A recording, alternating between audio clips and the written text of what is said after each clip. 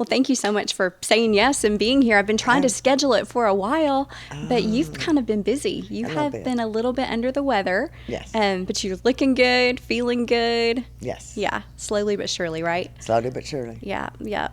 Tell me about your experience of growing up in the music business. I think there's a lot of people who might just be fans of Mitchell and his music and not know this incredibly rich history that your family comes from. I mean, you literally grew up in the middle of it all, didn't you? Yes. A lot of things I remember, my sister and I, we would, traveling to Alabama. That's where my family was from. And all you ever heard was country music. So we were like, we didn't want to be around it, but that was all we ever heard. What did you love growing up? Like 70s type, normal. More what would have been considered pop music, like what was popular at the time? Yes. What we might call yacht rock now, right? Yes, exactly. Yeah. Yes. And, but Mom and Dad loved it. My dad worked at IBM, but he would get the charts every week. They'd come out in Billboard, and he'd mark all the Sony things for her. And so and this was is just before your mom was constantly working in around. the business. Your dad No, she was in the business. Oh, she was at the time. Yeah, this is when she was running Sony, and he would mark the charts up for her and do all that. And so I would just watch their love of that and wanted to be there. So. When you were a young girl, it wasn't something you really saw yourself doing, though, right?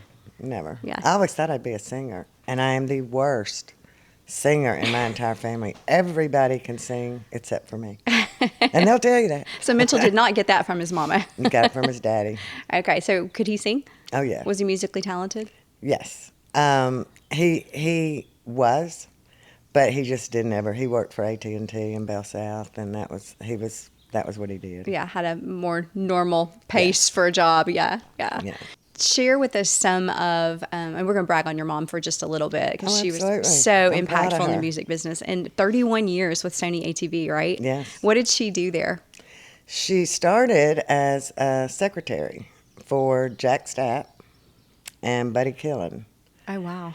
And she loved it because she came from being at a radio station and working for Bill Hudson and Associates, and Joyce Bush was a good friend of hers who worked for Sony, was Tree at that point. Okay, yeah. And Joyce, she was a good friend of Mama's, and she got cancer and was not going to make it. And so she told Jack, she said, the only way I can leave and leave happy is if you hire Donna Hilley. So he did. That's how it happened. And then that's how it all started. So, but she started as a secretary. Yes. And before too long, she was running the show over there, right? Yeah, it took a while. I mean, of course, Buddy was there too. But after Jack died, and I remember being at my grandmother's in Alabama when that happened, and Mama was just devastated. We had to leave immediately because she was so close to him and his wife. Mm-hmm. And anyway, and then after that, she just started kind of climbing the ladder, doing different things. What are some of your memories when you look back on of things that you were exposed to as a young girl or a teenager because of your mom's situation of maybe meeting people that you didn't even realize were a big deal at the time? Or what are some of those stories? Well, I enjoyed going to the CMA Awards. I think everybody should do that once anyway. Yeah. And I remember Marie Osmond, because of course that was who I grew up with, was there, and we were, at the little party afterwards, and I went over to meet her, and my husband was like, Debbie, you are gawking at her. And I was like, I can't help it. This is celebrity, her and Donnie and all that. So just meeting people like that and realizing they're normal people. Yeah. Where I had them up on this big high pedestal and all that kind of stuff. Right. And you said you were married then, right? Yes. Yeah, but you were really around the business when you were young too, right? Yes. Okay. Yeah, I was a buyer for a chain of department stores forever. And then I had Mitchell, and I didn't want to go back to work. I mean, I got married, had Mitchell, didn't want to go back to work, and stayed out for like a year. Yeah. And then I remember my mom calling saying, we have an opening in Tree Productions. If you want to ever work, let's do it now. Because I stayed out a year. Yeah. And I said, I'll come and try it. So I did, and Pat McMakin was my boss. And he ran the studio. And Tree Productions, which is where we brought, like, Kix Brooks and Ronnie were through Tree Productions. There were several people through. Liam Womack. They actually recorded there? Yes. Okay. And so we brought them through there. So anyway, the first day I'm there with Pat, he said, well, come on, I'm going to teach you what a tracking session is. because he had said we're going to track at 10, overdubs at 2, and I'm like, I don't know what a track is. You didn't even know that No, lingo, yeah. not at all. And so anyway, that's where they lay down all the music. 10 o'clock, all the musicians are in. And so I worked there about 8 months. And then Pat came in and said, I have a full-time position now if you want it. And I said, I do. And Okay. so Did you kind of get bit by the bug and loved it? Yes. Yeah. I loved the writers. Yeah. Just meeting them, and to me, to write a song is incredible. Oh, it's fascinating to me Yes. because I just don't think my brain thinks like that. Me so. either. I mean, my husband would try too, and he just, he didn't have that bug. You got to have that creativity. So. Do you have a good ear though? Like, do you know a good song when you hear it from being around publishing? Like, does Mitchell use your ears a little bit for his music? Yeah, absolutely. He, not as much now because he's so busy, but even last year when I found out I had cancer, he always rides around to play me his new stuff and see what I like. And I'm like, that's good, but that's... So y'all hop in the truck or the car? His truck. Okay. Because he's got them all on his phone, and I'm like, pay attention. We're driving around. But, so I think I can. I really do. Yeah. I mean, I used to tell friends, I can tell you what's going to be a number one and what's not, because I'm your average listener. Yeah. I don't know how to write. I don't, Yeah, but you've seen so much of it, and you've seen what goes up the charts and what doesn't. And even the song can be incredible, and the artist can be incredible, but if the label don't get behind you, it's not going anywhere. And I think it's interesting that really hasn't changed over the years. Even in the days of streaming and the way we consume music, it's still all about the label getting behind you and what's being played on the radio. That's true. It's so interesting to me. Because there are so many talented people in Nashville that never make it, that are just incredible. Yeah, I think that's one of the saddest parts about the business, and seeing there are people that you just thought for sure they'd be the next thing, and then, for whatever reason, it doesn't happen. And Mitchell did not want to do TikTok stuff, but the label said he had to, so. How'd that go for him? Well, I think it's okay. He's not doing it like everybody else, but he does do it because that's what he needs to do. Yeah, it was the same for Connor, just so reluctant because that just didn't feel very natural to him to want to do that. But again, that's another example of something that now plays a huge role that didn't back in the days when your mama was publishing music. And they're not making money on it, so they're going to have to figure out a way that they can do that. Yep. And then I'm scared of this IA stuff that's AI, artificial, whatever, and because they don't even know it's not them. That's what's scary. Yeah, that is very concerning about in a lot of areas, not just music, but certainly a lot of areas. So you had Mitchell, who's your first son, and what kind of personality did he have as a child? What were some of those traits that kind of play into who you see now as a performer? He always performed for everybody.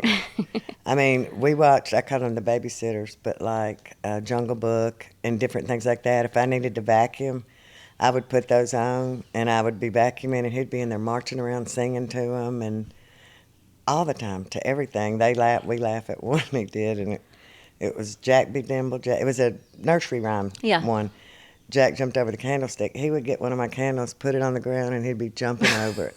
So he was always putting on a show, and we were always laughing. Yeah. So. Is it something, since you had been in the music business, as he starts getting older, and he's obviously got a good ear, he's got a great voice, all of those things, did you kind of hope that maybe he would do something else?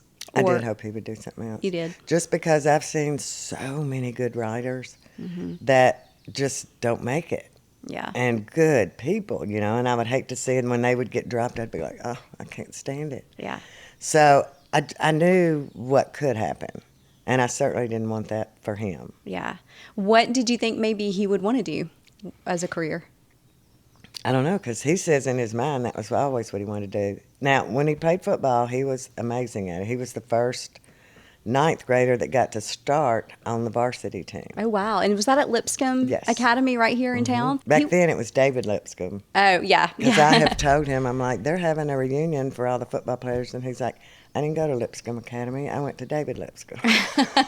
Different school. Yeah. Same building, different school. That's right. So he had the opportunity, though, to continue playing in college, too, right? He did at MTSU. Uh-huh.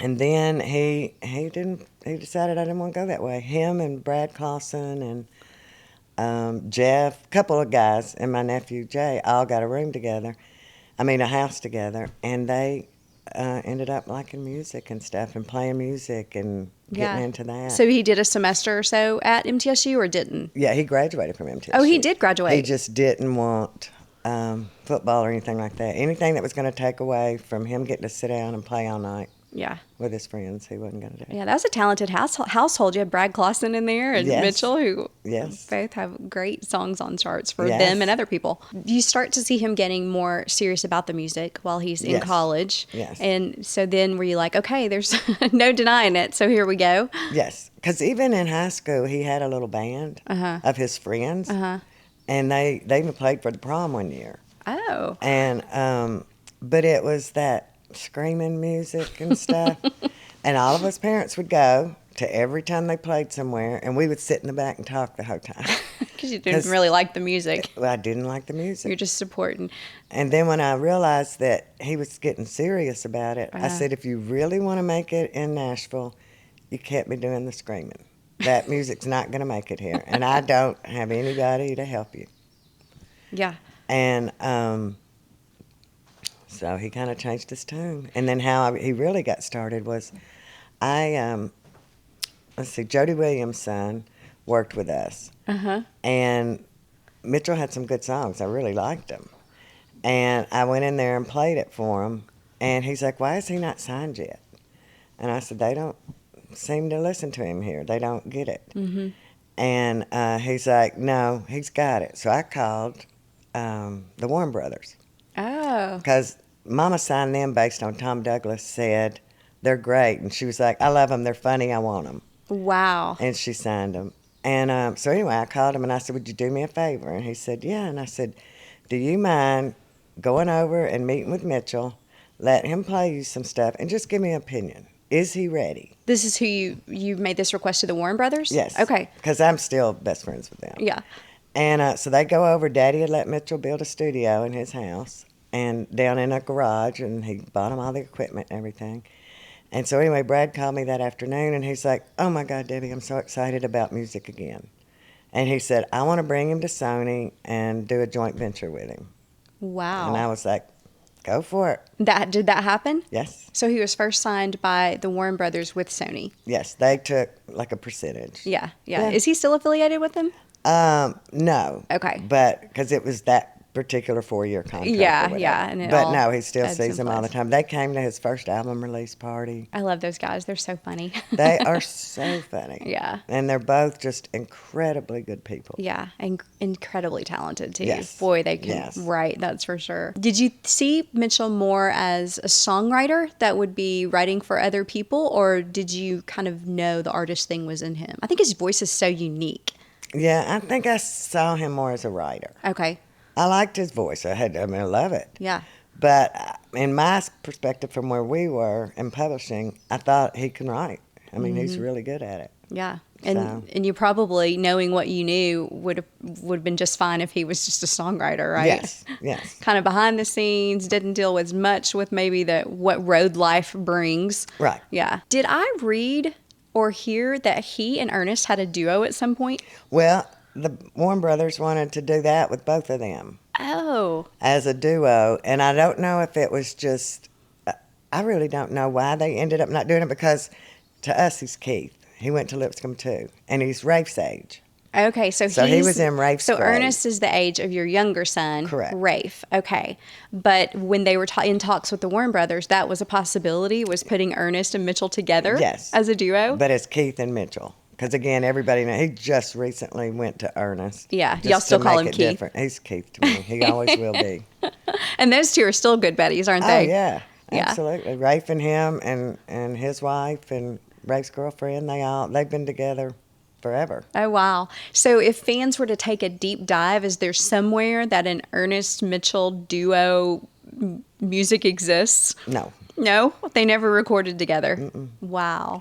They were going to, but I don't know if it was just different styles or whatever. Yeah. But, yeah. Because, they're still best friends. I bet that's fun for you to watch these boys that, you watched go to high school together.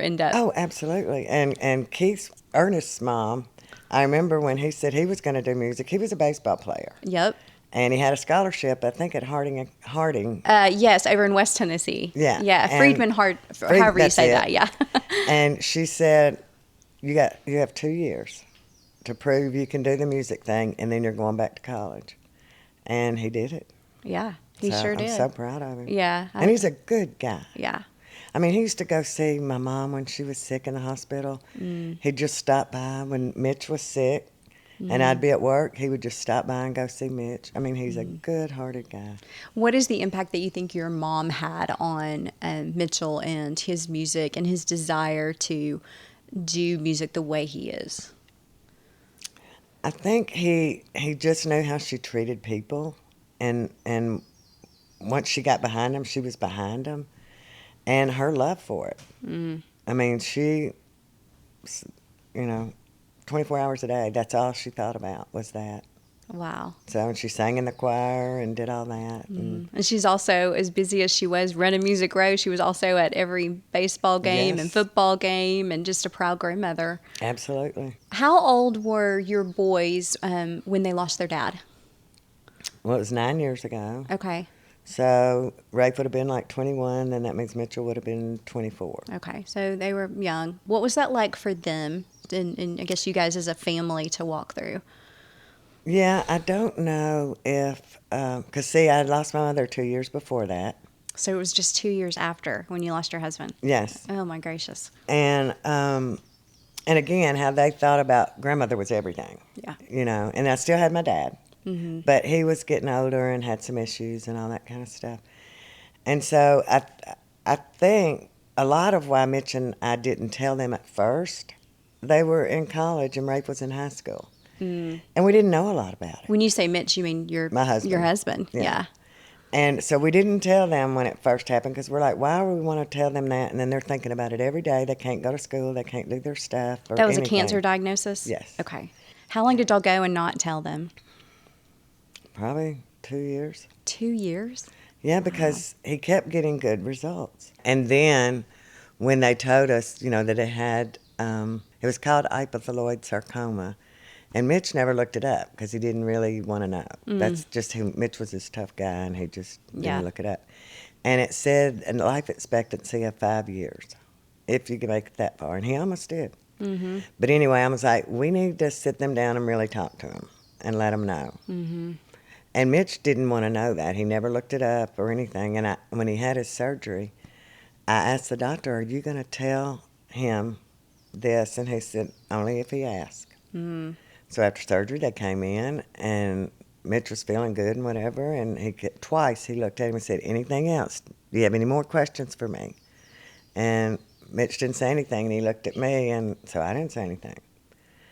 And so I never told him because he never asked. He didn't want to know. He knew where he was going, and he didn't care. Yeah, yeah. So, There's a song that Mitchell has called Walk Like Him. yes. Yeah.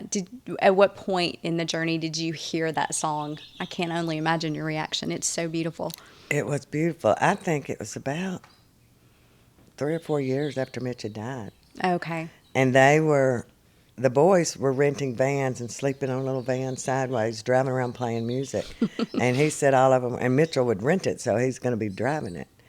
And he said he was just driving around one night and it hit him, And the first time I heard it, still. Oh, I bet. Because we always told him he walks like Mitch because his feet are at 10 and 2. Yeah, I as he knew says exactly on the what you song. meant by 10 and 2, like the way that his feet walk when they're, yeah. And that's exactly how Mitch walked. Do you see a lot of mannerisms of him and his dad? Yes. And Rafe, I guess. Yes. Yeah. I do. They both have it, but they both have that heart. And Mitch had a great heart. Do you think that walking through that with their dad and losing their dad and then your cancer diagnosis a little over a year ago, right? Is my timing right? Yeah. Does it affect the family different when you've been through what you've been through? Like, were the boys, did I they think really so. struggle with that? I think so. They did a biopsy and all that. So I was waiting on that news before I even told the boys. And they called me, and I'd just been talking to 2 of my coworkers. We were in there, and I'm like, I can't believe they haven't called me. They know I'm waiting on this. And anyway, and they both, she's in a co-office with me that's walls in between, but anyway, and the other went back to hers. Well, then they called. And Teresa could hear me on the phone, and of course I'm crying, and I'm like, okay, where do we go from here? And so anyway, then they both walked in and heard me talking and all that. And so I thought I'm not going to do what I did with Mitch, because Mitch didn't want to tell him. Right. And so anyway, I called Mitchell and I said, what are you doing tonight? And he said, I don't know, why? And I said, well, I just wanted you to come over. And he said, why? And I said, I just thought you might could get Rafe and come over. Why? And I said, Mitchell, just come over. I just, wanted to see y'all. Did he even know that you were being tested or that No. you were, okay, No, nothing? Nothing. But he sits up and he knew something was wrong. Because he said, you never called and said, go pick up your brother and y'all come over. Yeah. So they came over and he walks in trying to be all tough, and he's like, what's up? If you're not using the Core 4 products for long-term skin health, you're likely very underwhelmed by the results of your skincare routine. Think of building your skincare routine like building a house. You need a solid foundation, otherwise your house will collapse. The same thing applies to your skin. If you're not using the Core 4, your skin lacks the resources to be healthy. So what are the Core 4 products? A vitamin C, SPF, an exfoliant, and a retinoid. These 4 products protect, repair, and strengthen the skin, and they are the first 4 products that are really worth investing in because they are the powerhouse of your routine. Barefaced makes it easy to get started with these 4 essentials with their Bare Necessities bundle. This bundle can be customized to your skin type when you take the 5-minute skin quiz on barefaced.com. They even break down exactly how to use each product and how to introduce them into your routine. Super simple and effective. Hey, Got It From My Mama listeners, get a discount code. Use MAMA15 to get 15% off your first barefaced purchase. And I said, well, I thought that since we didn't tell you about Mitch at first, that I said, I found out that I have cancer. And I'm sorry. Oh, sure, And so we all cried. Yeah. And I said, but I was strong for y'all. I need y'all to be strong for me. Yeah. And that was it. And from then, I said, we got to find a great doctor that does this, because I had one that's aggressive. I had 2 types there. It was breast cancer, Yes. but it was 2 types at the same time. Yes, Okay. one that was very aggressive and one that was not. Okay. And so anyway, the next day I start getting a call from Kristen, his manager, and other people, and they're like, we have you 2 appointments, because they were like, we're not going to be able to see you for 2 months, all the people that I had dealt with. Mm-hmm. And so, sure enough, I got in there quick with the one that was with Sarah Cannon. Yeah. Loved her. Was a female. Absolutely loved her. But then they take you around, and you go around there. Well, it was where Mitch had been, in the same place. And Well, I even that had to saw be his hard. doctor. Oh, really? Dr. Greco comes walking through, and I was like, well, hey. And he's like, well, hi, how are you? And so we left, but I still love the surgeon. So I thought, I can do this. Yeah. Well, then I get a call to meet Dr. Ben Ho Park, and he's with Vanderbilt, and he's head of oncology. And I'm not even sure he was still taking a lot of patients, but anyway, he took us. You had people coming out of the woodwork wanting to help you. Yes, Yeah. went to see him, and I've been waiting on this other biopsy thing to see how bad it was. Mm-hmm. And anyway, what type it was, that's what it was. Mm-hmm. And so, anyway, he called me, and we were at a Mitchell concert in Alabama. Oh. It's on a Friday night. Uh-huh. At 9 o'clock, I looked down and my phone's ringing. So I get up and I go back, in the back, and he said, this is Dr. Park, this is what you have, and we need to get on it immediately, and we can beat this. And I said, you are my doctor. I said, anybody that would call me at 9 o'clock on a Friday night and tell me that, knowing I was on pins and needles, Yeah. you're my doctor. And he said, Yeah. we got this. And you were at a Mitchell concert when you got the call? Yes, Wow. I was. So this time you relied on the boys, kept them in the loop. Yes, and I told them they came because all my friends want to see them when we go and whatever. Yeah. They came over to our hotel, and so I told him then. He called me now. We're getting on this. Yeah. Thank you. And he said, Mom, it wasn't me. It was everybody that knows somebody in the industry. Right. That's So. amazing. It really is. People talk about it a lot, but it really is a tight-knit community, It the really music is. industry. And I bet people have showed up for you in all kinds of ways while you've walked this Absolutely. journey. And now, Mitchell does. He was already doing 1010 for cancer, and he has what is that, the Lodge? Hope Lodge. Okay. It's in the Hope Lodge, and so he sponsors that. So he does something every October 10th for 10/10 Okay. and gives money back to that. That's really awesome. Does that make you So- proud to see the ways that he's It using his does. platform to help other people? Absolutely. Like this last year, they actually did the event at Sony in the parking lot. They're doing it again next year because it was so successful. Uh-huh. And they did cornhole Oh. tournaments, and you had people all over the industry came to play, and they'd already signed up and everything. Mm-hmm. The only thing I don't like is Mitchell when I go outside, because I'm working that day, and it's like when it's going to start, he's got it all decorated, and it has F cancer. I remember seeing that. And I was like, why do you have to put that? He said, because that's the way I feel about it. And I'm like, okay. But anyway, so that ended up raising $50,000. Wow. And then but the funny thing was, him and his partner were winning in the tournament. They're all the way down to the last two teams against each other. And I'm like, Mitchell, you can't win this. You can't win your own tournament. And he's like, why? Because he's so competitive. Yeah. And thank goodness he didn't win. Oh, they didn't win. They did not win. But anyway, that night, Chris Young called him and said, I heard you raised $50,000. He said, I want to match it. Oh, my And goodness. he did. Wow. That's So they're pretty going to awesome. do it again this year. That's awesome. I just had his October 10th. mom on the podcast. She was delightful. And Oh, Chris Young? Yeah, I love Becky, him. yeah. He's so sweet. yeah, he is a super nice guy. That was fun to talk about. So they really have just kind of held your hand and walked with you through this Absolutely. journey. Yes, and I couldn't wait to tell them we got it. You know, when I came out of surgery, they're like, we got it. We're testing the lymph nodes, but Yeah. we got it. We just did a mastectomy on that side. Yeah, and everything is great now. You're wrapping up some extra treatments that they did, but Yes. you're just now ready for the hair to grow back and the Yes. energy to come back. Do I like the gray? No, but it's okay. I have hair again. Yes, and you do. growing it on my I think the eyelashes short and haircut's eyebrows. super cute too. Thank you. Well, Mitchell says that, and Rafe says that, and I guess it's just I'm not used to it. Yeah, it's just you So, not getting yeah. used to it. Tell me about the boys as brothers when they were younger. Of course, they've ended up working together, but were they competitive brothers and typical? Mitchell was. Oh, just Mitchell. Oh, yeah. Rafe loved sports. Rafe did sports and did all that. Mitchell's, I'm going to win or it's not going to happen. So every time they'd go outside and play basketball, I'd look at Mitch and I'm like, one of them's going to come back upset. Yeah, Most of the time it was Rafe because Mitchell pushed him out of the way or knocked him down. he was aggressive. Yes, Mitchell's very aggressive. And but it all worked out. And I remember when Mitchell decided he was going to go on the road and do all this, and he had his record deal, and he said, "I'm taking Rafe with me," and I'm like, "Let him finish college." And he said, "Mom, you go to college so you get a job. He's got to have a job, and I have one." He's like, I'm giving him a job. Yeah, and he said, "I need him. I want him there." What did he do? Play music or at the time? Rafe has an incredible voice too, Oh, really? but Rafe is shy. Okay. He So does not the want performance that aspect limelight. that- okay. No.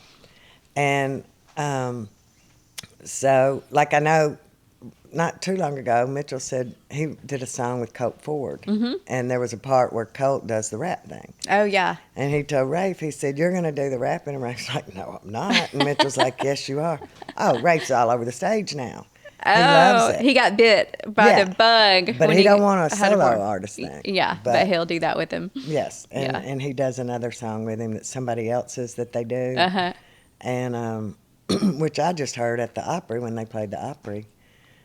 I guess in November or December. Did Rafe do it with him? Yes. Oh, I bet that and was I fun. was like, huh? And Krista was behind me, Rafe's girlfriend. And she had not heard Rafe do it either. So it was Oh. really good. So we loved it. And, Yeah. and they get along great. Rafe knows where he is and knows what Mitchell's doing, and he's happy not to be in the limelight. And I can't remember those. He play an instrument for him? Bass. Oh, he's the and bass does all guitar. the backgrounds. Oh, Because okay. he blends voices together. Okay, gotcha. So Like they're- I used to I asked them for Christmas, I would say, you know what I want? I want y'all to go in and sing, and I Can Only Imagine was one. And so they did that, but the first one was Mary, Did You Know? Because I'm like, I never can hear that on the radio. So during Christmas. So anyway, they gave it to me on the way to Miss Tenpenny's for Christmas. And I cried the whole way over there. It's beautiful. Oh, so they went in and recorded that for Yes. And then the next year, I said, I Could Only Imagine. He's like, do you know how hard that is? And I'm like, I don't care. You can do it. Yeah, you can do it. And they did. So They recorded that one for you, yeah, too. that they did do things together. Yeah, yeah. Well, I mean, to be able to travel together, that's a great Oh, thing too. that's So, huge. yeah. And Rafe knows Mitchell's doing that. I'm going over here. He doesn't want to do interviews. He doesn't want to do all that. Yeah. Will you travel much to shows? I know this year's been a little bit different for you, but do you like to go on the road to see them as well, or If do you, it's close, like we'll do Alabama because my family was raised in Alabama, so Yeah. all our family's there. And then we're actually going to go to Kentucky because he's on Jason Aldean's tour. let's talk about the song "Mama Raised the Hell Out of Me"? Yeah. At what stage in the writing or the production or the recording did you hear that one? It's only been a couple of years ago. Yeah. Yeah, and him and Zach Kell wrote it. And Zach writes for us at Sony. Okay. So anyway, when Mitchell first played it for me, I loved it. And I'm like, FYI, I'm 5'7.5", not 5'5". When it said 5'5", because I hadn't met you yet, so Yeah. I was like, I wonder if she really, because I'm only 5'2". I'm like, I wonder if she really is only 5'5". And he That was rhymed like, better. It rhymed better, exactly. So, but I love that. And then things he would say, I don't think he was a bad kid, so I didn't really have to do anything. Yeah. But he knew, bottom line, that he better do right. What are there other songs that you or maybe some of the ones that have been most successful for him with your musical background and business background? Did you predict those to do what they did? Mm-hmm. Tell me about that. Well, I hear them, and like I say, we'll ride around and do them, and I'm like, I like that, or I don't like that. I mean, I like it, but that's not a single. Yeah. And that kind of thing. Although I don't think he gets to pick the single. I think Sony does that. Mm-hmm. I mean, he may have say-so. You may get a little bit of input, but at the end of the day, yeah. So just watch it, especially Drunk Me. Oh. When I first heard that title, I was like, ooh. But what it's saying is I had to quit drinking. Yeah. Because I couldn't get over you. And I was like, that's a really huge. creative way to say it, Yes. too. Yeah. And even my brother-in-law and sister-in-law were both alcoholics at one time, but they were running halfway houses. So I was like, I need to play that for them. And they were both just like, oh my, that's amazing, And so I was like, you need to push for that to be the single. Yeah. So that one you And knew. yeah. The Chris Young duet was really fun this year. Yes. And Yeah. I didn't know about that one beforehand. I just Okay. knew he was going to be doing it with, and it was one they wrote. Yeah. So I loved At the End of the Bar. They had written that together, right? Mm-hmm. Yeah. And you liked that one from the start? I did. It's where most people meet people. In fact, that's where I met Mitch. Is it really? That's Yeah. where you I mean, I saw him in a picture somewhere. Yeah.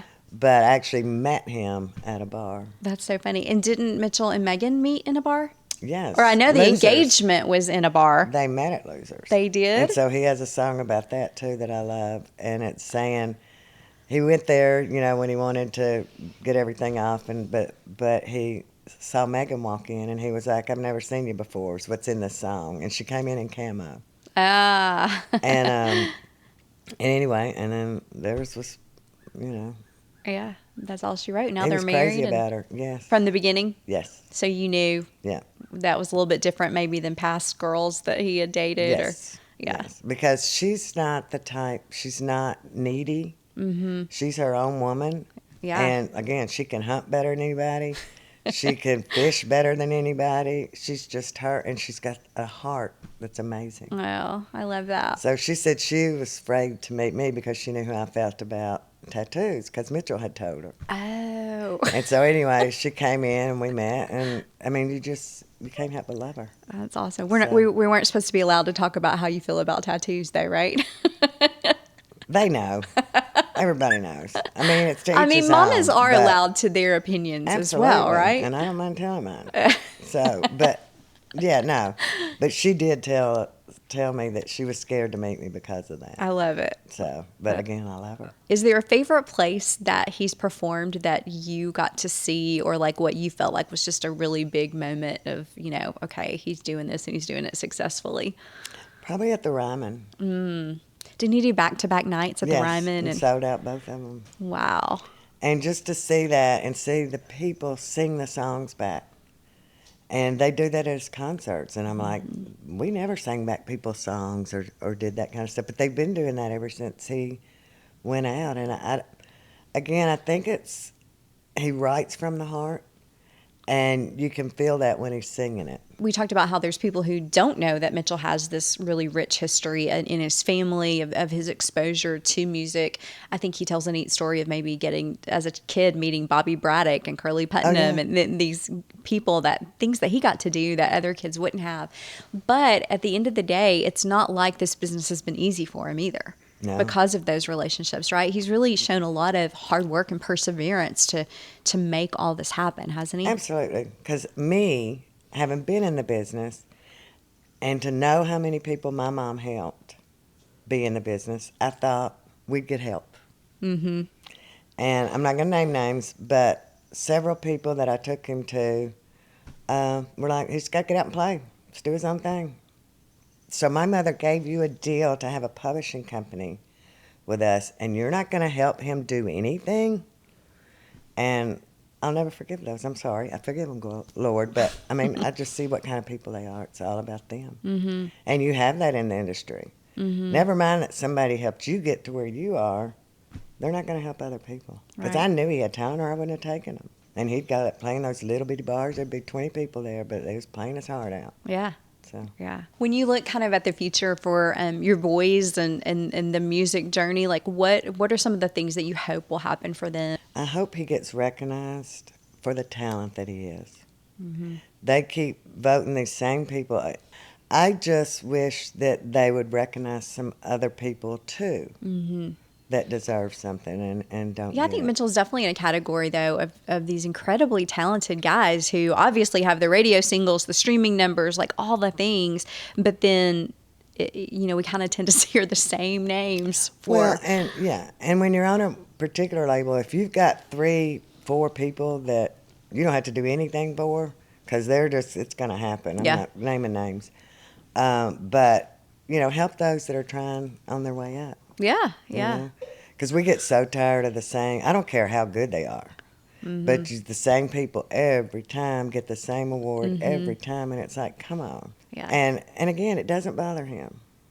My daddy used to say, because I know he used to get upset in football, because he was so good at it. Yeah. And they would not give him the coach's mention sometimes. Oh. And my daddy said, don't you worry, you'll get your glory in heaven. You're not playing for them. And, of course, when it was all over, he got the Mr. Mustang Award. Did he which really? is the biggest award you could ever get. Yeah. But they were training up a boy to be a Christian boy and not be all about yourself. Mm. And so between that and my dad and things like that, so I just feel like sometimes you need a break. Yeah, exactly. What would be your biggest advice? I feel like you come from and were able to nurture in your own family, but a really close, tight family of relationships. What is your advice to other moms? Make them get together with you, because everybody's busy. Mm-hmm. And it's even gotten harder the more we grow and grow, because I want to celebrate everybody's birthday in our family. Yeah. And it took us a month to get to go last Sunday night. So when your family's all together, how big is that? There's 17 of us, I think. Oh, wow. Yeah. That's and awesome. we do all holidays together. And, well, I say that. We do Thanksgiving, Christmas. Now, if they're out 4th of July, which they're going to be playing somewhere, absolutely not. Yeah. Yeah, and he even told me this year, he said, Mom, on Christmas Day, we are going to have to go to Megan's this year in Canada. Uh-oh, how did that news go over? And I said, Christmas Day? And he said, yeah. And I said, then we're good. Because I do Christmas Eve at my house, and everybody, me and my sisters and whatever, do the food, and everybody else just comes. So this is going to be your first year to have to do the split holiday thing, though, now that he's married, right? Yes. That's my main thing. We're going to get together. Yeah. So get a date. Yeah, just family time and make it a priority, right? Yes. What would you say that Mitchell got from his mama? My heart. Yeah, and the stamina. I go, and I'm gonna go as long as I can. You didn't let that cancer slow you down. I didn't. I mean, I was tired and I lost way too much weight, but I couldn't take it. Yeah. And they were like, we need a surgery to gain weight. And I'm like, well, quit doing a chemo and I can gain weight. And they did to lose some anyway. So I looked at it as a positive. Yeah. And one of the things to that talking about Mitchell having a heart, was that, and Angie, to bring full circle back again, Angie was working with Stephen Curtis Chapman on something. Mm-hmm.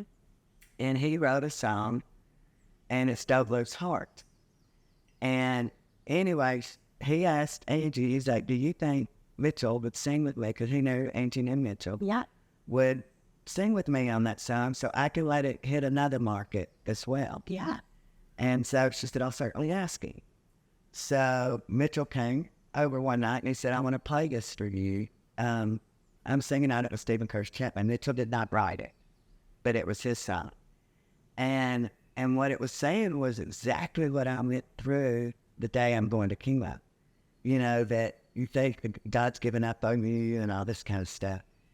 And the course of it was, but Donna is hotter, don't you know? Yeah, I like that. And so, yeah, they did that. But you saw me crying over there when he was playing it for me. And he's like, you think I should do it? And I said, that's up to you. But yes, I would do it. Obviously, look at my face. Yeah, I'm like, that impactful. is exactly how I felt going. Yeah. And so many people, again, are going to be able to relate to that. Absolutely. Like the day I was actually going, I stayed up all night, because you don't know what chemo. Yeah. What's this going to do to me? Yeah. All I know is what it did to my husband. And so driving there, one of my best friends called me, and I had been crying the whole way there. I was going to meet my sister and aunt, but going, I wanted to drive myself. Right. And she talked to me the whole way through, and I was just like, you know what? I'm giving it to God. There's nothing I can do. Mm-hmm. And with that, I just got a peace about it. And that's what I try to instill in Rafe and Mitchell is we might get angry and upset about things. Just give it to God, because he's going to have the last say in it no matter what. Yeah. And I think they both have that. Did that provide that peace for you that you needed? Absolutely. I was just like, that's it. I have to turn it over. Let go and let God, right? That's right. Yeah. Exactly. Yeah, that's awesome. Well, I'm so glad you're doing well. And I've asked Mitchell about doing this months ago, and that's when he had shared with me, what you were going through. And he's like, but I know she'll do it. I know she'd like to do it. He didn't even know I was doing it today. You didn't? No. Did you tell him today you were coming over? Yes. Oh, good. Well, I had just seen him at the celebrity softball game. And I said, I still want to get your mom on the podcast. And he goes, yeah, ask her. She's good. So, we were there. I go to that every year. Oh, really? It's so fun to watch them. And I was so glad Ernest was pitching because he was a baseball player. Oh, yeah. And, they were smart getting him on that team. Yes. And they were not doing well at first, but then they won. Yeah. Everybody said that team was stacked. Well, they said that last year when Mitchell's team won. Whoever wins is going to say that, or whoever loses is going to say that. The whole thing is they have a good time. Exactly. Well, it's been great to talk to you. Thank you so much. It's been amazing talking with you.